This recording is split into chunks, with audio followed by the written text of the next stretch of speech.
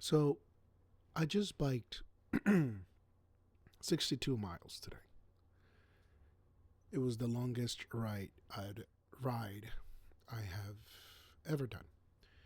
And while I was going on the ride, which I expected this to happen, I just didn't know how much or what it was that was going to happen.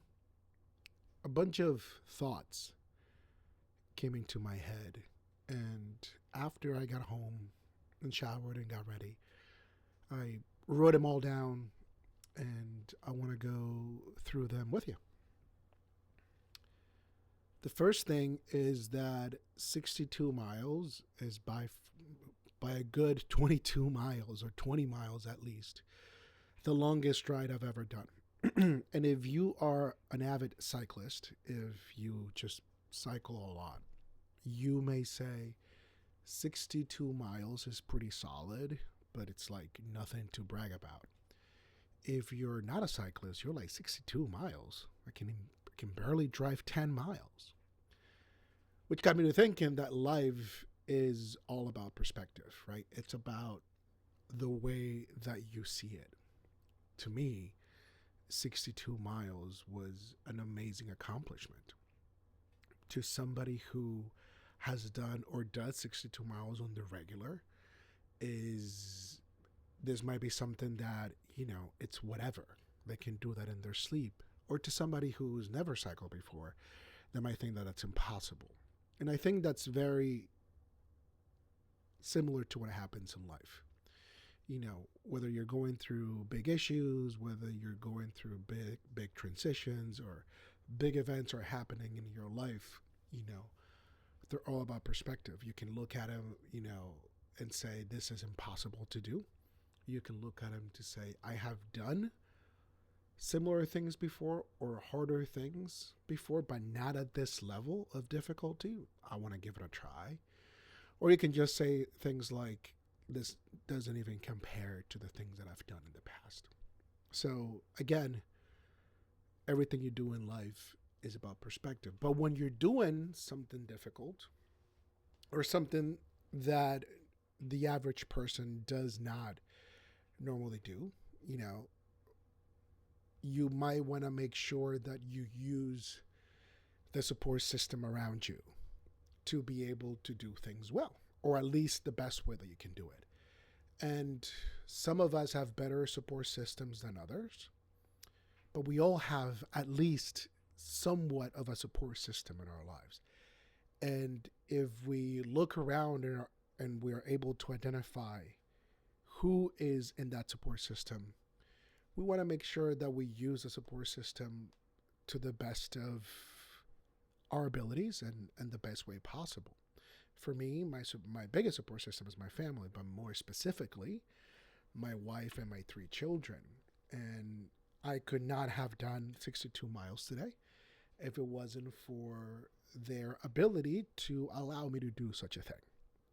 Mini example of a larger theme in life, right? Like, you cannot become an attorney without the support of your family and colleagues. You cannot start a business without, finding some sort of support from people that you look up to. You cannot do anything difficult without the support. We all do things together. Yes, one person ends up doing the thing, but that person does not do the thing alone or without the help of others. And while you're doing that thing, you realize that you probably have enough to be able to do what you want to do. What I mean by that is that, whatever, let's say you want to start your own business, you have a cell phone, right, that has the internet, and you can probably do something around those things. You want to get a certification, you have an extra hour every day to study to be able to, that's 7 hours a week, maybe a couple hours extra on the weekend, to be able to do, to study enough or get enough knowledge to get whatever certification that you're talking about. in my case today, I went on the Chesapeake and Ohio Canal. So if you're from the DMV area, you would be somewhat familiar with it, and it's all gravel. 99.99% of it is gravel. I don't have a gravel bike. I have a road bike and a hybrid. I figured the road bike, even though it's heavier and less comfortable and slower, would do a more adequate job than my road bike. Thankfully, thank God I took it, because it'd been raining the last couple of days here, so it was pretty messy out there. But that in itself, just because I didn't have a gravel bike, didn't mean that I couldn't go and do 62 miles today. Which actually, in a similar thing, goes into the next thing that I wanted to talk about, which is, we sometimes let over preparation get in the way, right? So things that I wanted to do was I wanted to make sure that I had enough electrolytes to drink. And I wanted to stop by the grocery store, get some Gatorades, or at least some of those electrolyte packets or whatever. Because of stuff that went down last night with my family, I couldn't do that. I normally, before a big race or something like today that took me over 4 hours, I make sure that I eat a particular breakfast. Didn't have that breakfast available again because I didn't go to the grocery store, but I had enough. I knew what I wanted to do. I had enough snacks to take with me, and I had enough water bottles to be able to do it. And I let that be enough. I think that if I had gotten the desire to be over prepared for anything that could have happened, first of all, I don't think I would have been ready, because you can never be ready for anything that could happen. But if I had done that, then I wouldn't have gone. And I wouldn't have experienced going on the longest ride that I've ever done. Right? And really early on, like 2 miles into the ride, it was like 2.5 miles into the ride, there was this, and again, it's been raining for the last couple of days around here. There was a big old tree trunk in the middle of the path, the tow path. And I was like, I did not see that coming. And I did some sort of, it's a national park, so I was able to, the night before, look at, some stuff. That the National Park Services keeps it pretty updated, and it tells you where you have some issues. And a tree trunk 2.5 miles into my ride was not in the cards. And, thankfully I was aware enough of my surroundings that I was able to get off the bike, hop over it, and then continue on my ride, as opposed to allowing that surprise to take me into the wrong direction, or not being attentive enough to miss it and fall over it. So if we're doing something difficult, I think it serves as well to be on the lookout for possible obstacles, even when you think that you're well prepared, or you're prepared enough for, or are experienced enough to be doing something that you've never done before, but that you think that you could do. The next one that came to mind after that was adjust as necessary, because in the end, it's going to allow you to perform better.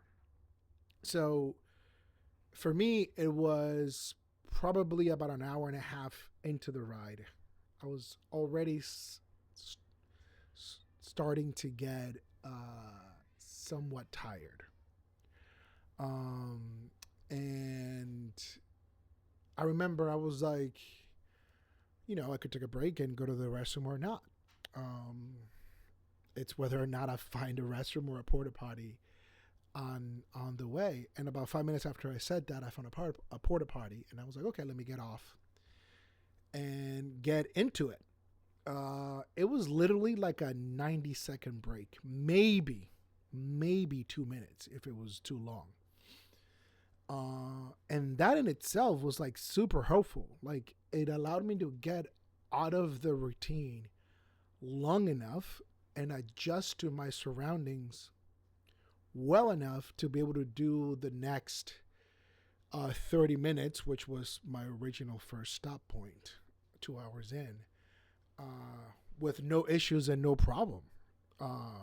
So again, I thought that, when we're doing difficult things, there are gonna be times that we may have to adjust, and I would just say follow your gut, um, because I think that adjusting as you see fit, or when things just need to be adjusted, only allows you to perform better in the end. Speaking of, I just mentioned the 2 hour break. Have a plan around resting and stay true to it. And that to me today was a lifesaver. And I'll tell you why later on. But going into it, I said, if I can stop about halfway through in length, because the plan was to go from one point to another point and then back, however long 50 kilometers or 31 miles was, that was my stop point. For me, it ended up being because of the pace that I was going about 15 miles an hour, just over 50 miles an hour on the way down. For me, it was around that 2 hour point. And I was like, okay, when I get to the 2 hours, I'm going to stop. And that was such a lifesaver, making sure that I was able to rest. I took a bunch of water, I had a bunch of snacks, was able to send a ping of my location to my family, just in case. I was 31 miles from my starting point, so I don't know what could have happened. Just that people knew or had an idea as to where I was. That it was like a 10-minute break, and my gosh, that was amazing. I felt so refreshed and rejuvenated and really ready, just to get back. And I think again, things in life are like this, are especially when you're doing hard things and you're doing difficult things, having purposely having a plan around resting and making sure that it's scheduled and sticking to it, staying true to your plan about resting or for resting, such a lifesaver. It's another thing that's going to allow you to just do better and last longer and make you go further, and give you more stamina to do these difficult things in the end. And after a while,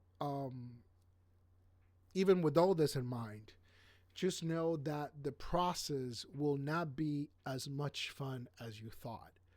But finish anyway. When I saw my wife afterwards, I said to her, I was like, I do not recommend going on a 62-mile bike ride.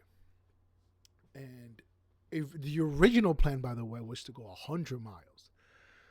But I saw the map and I saw the updates from the National Park Services, and I was like, I don't think that I can. If it's feasible to do the 100, so I'm just gonna stick to 62, which is like a metric century. If you're a cyclist, you know this. And after I was probably close to 40 miles in, I was like, I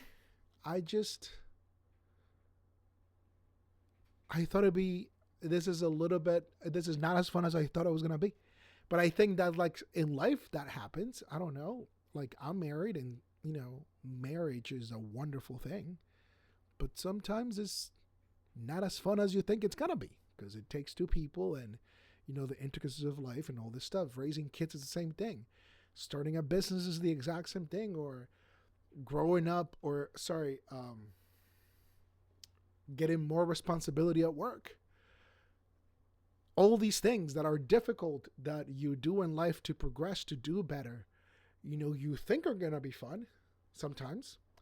And you're in the thick of it and you're like, this is not as much fun as I thought it was going to be. But as you're having those thoughts, also make sure that you stick it out and that you finish anyway, because things are going to inevitably get hard and you will want to quit. So if you already know that things are not gonna, or you're already feeling that things are not as fun as you thought they were gonna be, and things are super hard and you feel like, you know, I should just quit right now and just, you know, why did I even do this in the first place? I got lucky today and in life and a couple of things, but, you know, make it impossible for you to quit. I'm almost 2 years into working for myself and starting my own company and trying to grow it. And I saw this parable really quick because what I did was, if you know that Chesapeake, this parallel, by the way, not parable, parallel. If you know the Chesapeake and Ohio Canal, you know, it's a big old towpath along the canal that's like 186 miles from DC to Cumberland, Maryland. And it's got different stops on either lock houses or like ferries, you know, from like 200 years ago, or like, you know, boat entrances for the river, the Potomac River. So it's got different stops along the way. And what I did was I took my car, my bike and my car, and I parked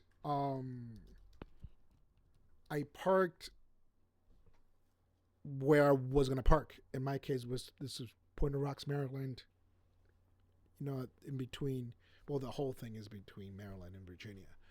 But to me, it was Point of Rocks, Maryland, around US 15. And I just parked there. And if I had done it differently, or if I had given myself an out, it would have been different, because because of that, I got lucky. I was forced to finish it out. I'm like, I need to finish because my car is whatever. This really started happening around mile 48, mile 50. I really wanted to quit. I was like, why am I doing this? But I couldn't, because my car was still a good 12, 14 miles out, and I just needed to finish it. Same things that happen in life. I don't recommend this, but I quit my job and I started my company, which has made it pretty impossible for me to quit, and it's allowed me to really work hard to make this work, as hard as it is. And in the hard times, like it happened to me today around this time, mile 50, I really started to question why, or really about how I got to this place of wanting to do 62 gravel miles on my bicycle. And it's happened to me in business and in life and at work and in my marriage and being a parent. There are things have been so difficult that I question every decision I have ever made that led me up to this point. And I realized that that's okay. That's going to happen. And that's human nature. And it's cool. It's whatever, you know. That's fine. As long as we remember our why. Remember why we're doing the things that we're doing. I know for me in life, of course, as my wife and my children,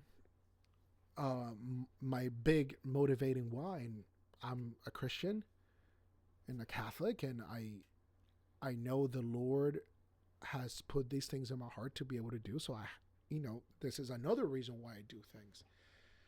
Today, specifically, is because I've always wanted to do 100 kilometers or a metric century, 62 miles on my bike. I just didn't think this through, and instead of doing it on the road, even though it was somewhat of a flat surface, I did it on gravel, which is a little more difficult, on a hybrid bike, and I don't have clip-on shoes for my hybrid, which made it even more difficult. But, my why was I wanted to do it. This is the time to do it because my wife and children are giving me the opportunity to be able to do it. And also my car, it's still far away, so I got to finish it. So, remembering my why was really helpful in just finishing it out,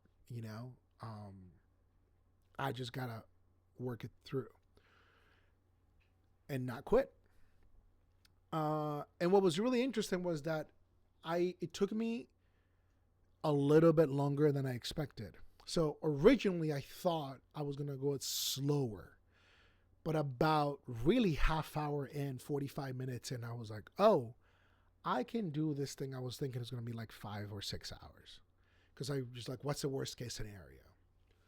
But after seeing my pace, as I said earlier, it was just going over a little bit of 15 miles an hour. I was like, I can finish this out in 4 hours or less, probably 3 hours and 45 minutes. I ended up finishing in 4 hours and 14 minutes. So I didn't finish where I had thought I would.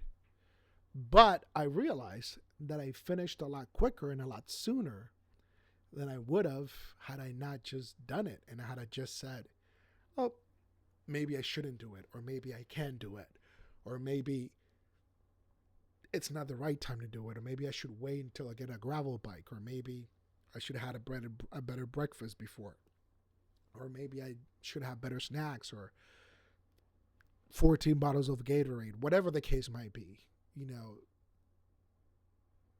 Whatever would have allowed me to postpone or push it back would have taken me, even if I had finished faster, it would have taken me a lot longer than what it took me to do today. It's just as simple as that. So going back to what I said earlier, you probably have enough to do what you want to do, and don't let over preparation get in the way. Just do it, and you just deal with the thing, because it's difficult. Again, it's been raining for 2 days. This was not the easiest of roads to begin with, and you have all this debris from the rain all over the place, and it was wet, and sometimes it was muddy and really dangerous, and I was hoping not to fall, but I did it, and I think that what was really cool was that feeling of having done something difficult or having finished it. That was worth the suffering. And I think that's true. I'm about to turn 38 years old. I'm almost 40 years old, right?